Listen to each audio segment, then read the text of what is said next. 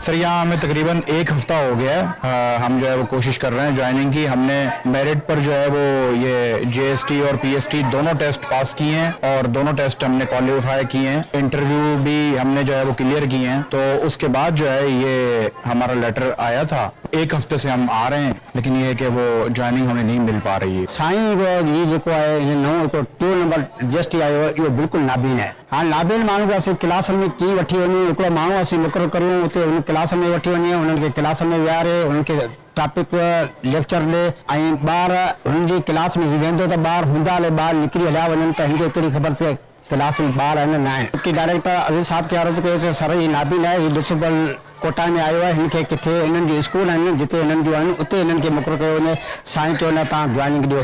असांखे हाणे साईं जो हुकुम खे मजबूर ज्वाइनिंग ॾियणी पए थी। साईं खे कंहिं स्कूल में अहिड़ी ख़ाली स्कूल में मोकिलिया जिते साईं बि वेठो हुजे हा, ॿार बि न हुजनि हा त बहितर हो। बीरपुर ख़ास में IBA टेस्ट पास उस्ताद के नाबीन होने के बुनियाद ते हफ़्ते ताईं ज्वाइनिंग न ॾिनी वई।